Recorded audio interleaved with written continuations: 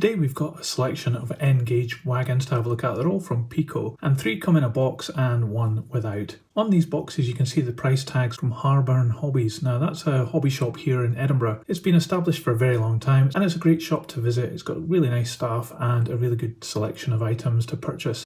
Anyway, we're going to have a look at each of these wagons in turn. We'll start off with the one without the box, which is this little grey LMS cattle wagon. So this is secondhand, like I said, and it does have a little bit of dirt on the roof here. I've actually tried to clean this already, but it's just not coming off. I think it probably needs a repaint on the roof. But it does have this white roof here. It's a different piece of plastic from the rest of the moulding. And one thing that you can really see on these little N-gauge wagons is that there is an awful lot of detail in the moulding. It's very pronounced and it's really quite eye-catching as well. This one has been printed with LMS on it and some running numbers as well. It's pretty clear for something so small, and it's on this chassis, which is I think a standard chassis on many of these little wagons. It does have a bit of a bend in it there, so I'm not quite sure what's going on there, whether that's a manufacturing fault or whether it's just bent over time. Maybe it's been in the sun a little bit too much. On the end of these wagons there's a fair amount of detail, these little rivets as well, and these buffers are very nicely presented into the main chassis. They all come with these standard little N-gauge couplings, which are very much like I think what Graham Farish came up with initially. And these ones have a little bit of articulation up and down, but no side to side movement. No details underneath. I don't know why this one's got a bit of silver stuck on the bottom of it. You will see that the wheels are plastic and they revolve fairly good, not great. But where this wagon does appeal is in its main moulding, with this nice detail here and these little ribs here where you can see through the wagon where I guess it would be livestock like cows or maybe horses would be inside this wagon. So it's not a bad little wagon overall. So let's check out one of the other ones.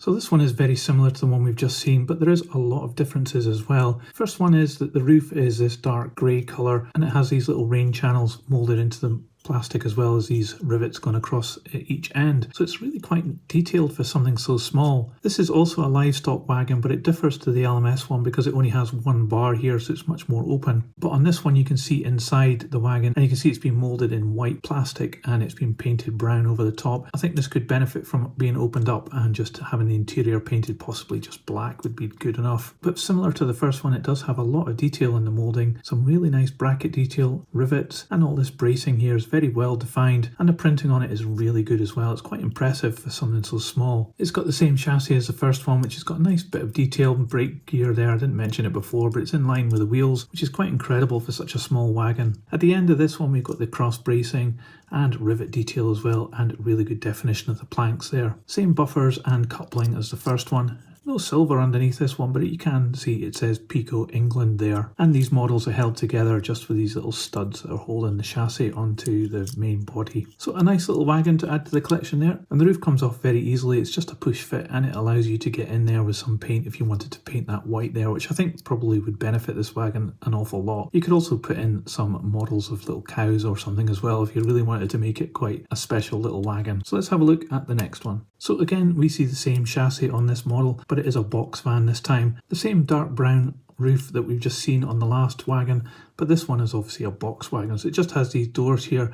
But again, a really great definition of the cross bracing and all the rivet detail as well. Printing is very crisp on this wagon, it's really quite impressive. And at the ends we have the usual vents and the cross bracing. This one even has a little lamp bracket moulded into the main piece of plastic. It's really very good. Same plastic wheels and they don't revolve great, but I guess they would be good enough. You can also see on this one that it does have a bit of a weight inside the model as well. A little bit of metal is showing through just under the wheels there. So it gives it a little bit of weight, probably just all that it needs. So we're on to the final wagon and it's obviously a brake van, so let's get this out. So this is a bit more substantial than the ones we've just seen. It's quite a longer wheelbase and it's got more going on as well. The main piece of plastic is the same brown colour. It looks as though maybe it just has a little bit of moulding issue just underneath here, but it doesn't look too bad at all. It has the same kind of level of finesse to it. It's got some really fine bars running across these entrances to the veranda here, which have been picked out in white along with these little 2 handrails at each side. Just part of the main moulding, but they have been picked out really well. This one has quite a lot more going on in terms of printing here, and it is very clear even over the ribs of the planking, and it has this part here sticking out the side. There's no glazing on this wagon, but it's such a small wagon you wouldn't really notice it. There's even detail inside the veranda. You can see that it has the wooden detail there.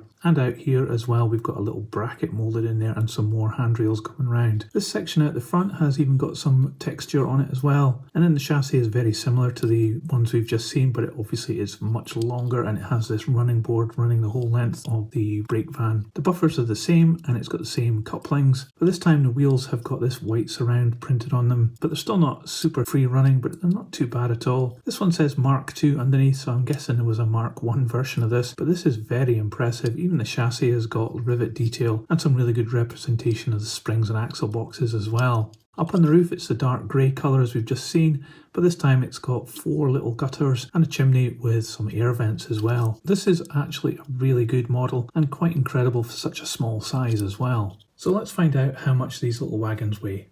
So the brake van is just 7 grams. The box wagon, 6 grams. The brown cattle wagon is 6 grams as well. And the lightest one is the LMS cattle wagon, it's only 5 grams.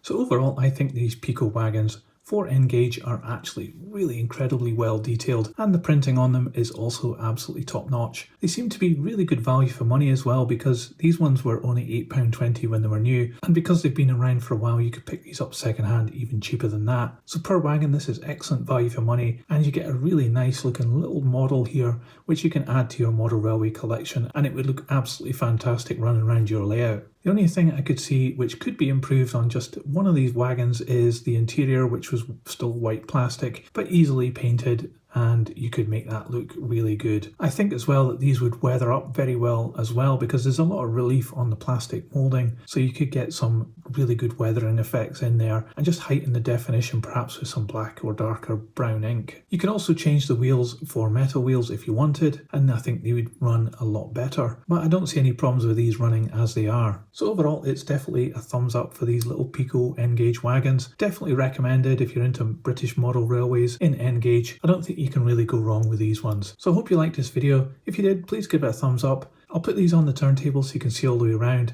and I'll put another video on screen now and you can click that and I'll see you over there.